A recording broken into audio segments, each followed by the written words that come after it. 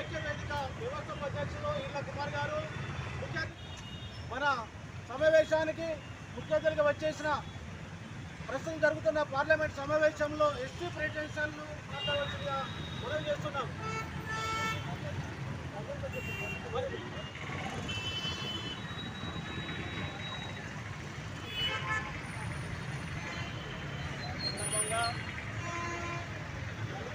ఐక్యవేదిక వ్యవస్థాపక అధ్యక్షులు ఈళ్ళ కుమార్ గారు మాట్లాడవలసిన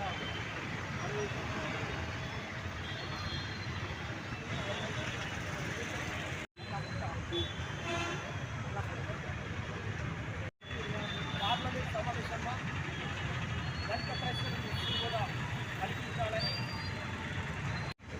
ఏది ఏమైనా కానీ భారతదేశంలో అన్ని కులాలు అన్ని మతాలకు స్వేచ్ఛ ఈ దేశం లౌకిక దేశం.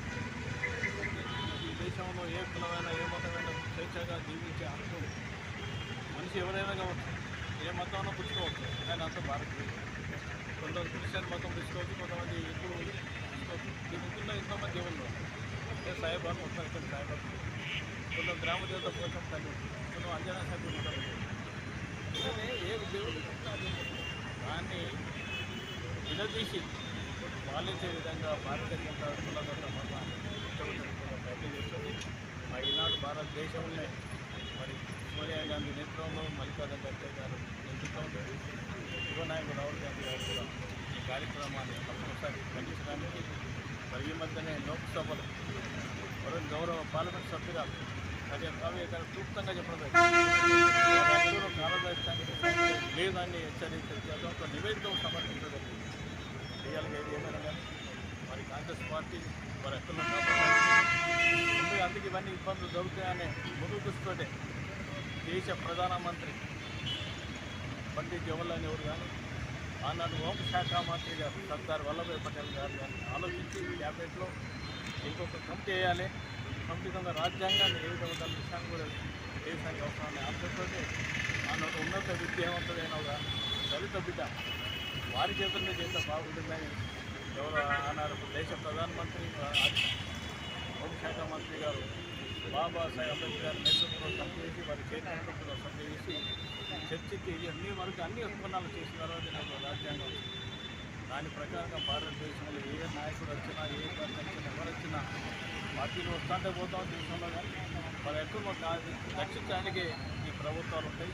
అందుకు దేశంలో కానీ రాష్ట్రాల్లో కానీ జరపడానికి భారతదేశంలో మల్లికార్జున ఖర్గే గారి నేతృత్వంలో కాంగ్రెస్ పార్టీ, ఈ రాష్ట్రంలో కాంగ్రెస్ పార్టీ మహేష్ కుమార్ గౌడ్ ముఖ్యమంత్రి గారు కాంగ్రెస్ పార్టీ కాంగ్రెస్ పార్టీ ఇలాంటి వాటిని తీవ్రంగా ఖండిస్తూ సంఘీభావం తెలియజేస్తారు. కాంగ్రెస్ పార్టీ మాటలు చెప్పారు.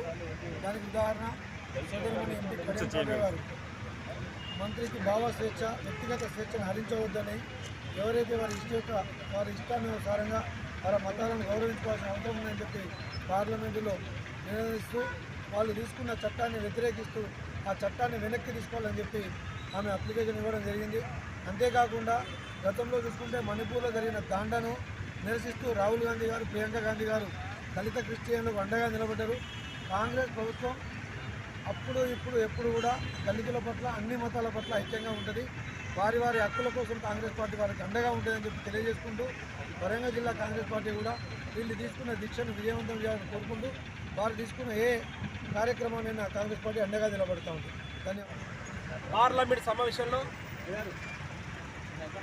ఎస్సీ ప్రెసిడెన్స్ ఆర్డర్ను సవరణ చేసి రద్దుపరచాలని, దళిత క్రైస్తవులకు ఎస్సీ హోదా కల్పించాలనే డిమాండ్తో 2 తెలుగు రాష్ట్రాల్లో దళిత క్రైస్తవ ఐక్యవేదిక ఆధ్వర్యంలో జిల్లా కేంద్రంలో జరుగుతున్న దాని వరంగల్ జిల్లా కేంద్రం కోచమాయన్ సెంటర్లో దీక్ష ప్రారంభం చేయడం జరిగింది.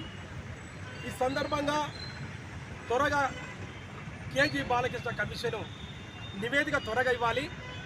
ఇప్పుడు జరుగుతున్న పార్లమెంట్ సమావేశంలో ఎస్సీ హోదా దళిత క్రైస్తవులు ఇవ్వాలని సందర్భం తెలుస్తున్నాం.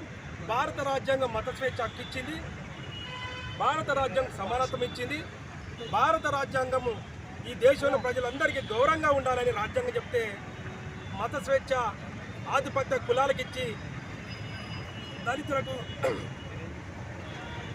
ఎస్సీలకు మత స్వేచ్ఛ హక్కు ఎందుకు లేదో ఈ సందర్భంగా తెలియజేస్తున్నాం. కాబట్టి మతం మారితే కులం ఎందుకు మారుతుంది? కాబట్టి ఈ సందర్భంగా ఈ దేశంలో వివక్ష కొనసాగినంత వరకు రిజర్వేషన్ ఉండాలి. బాబాసాహెబ్ అంబేద్కర్ ఈ రిజర్వేషన్ కల్పించాడు కాబట్టి ఈ దేశంలో ఉన్న ప్రజలందరికీ హక్కు, రాజ్యాంగం, సమానత్వం, మత స్వేచ్ఛ కల్పించాడు కాబట్టి ఇది తొందరగా పరిష్కరించాలని దళిత సమాజం, దళిత క్రైస్తవ సమాజం ఈరోజు దీక్షల శిబిరంలో స్వచ్ఛందంగా వచ్చి అన్ని ఫెలోషిప్స్ పాస్టర్స్ అందరూ వచ్చి సంఘీభావం తెలిపి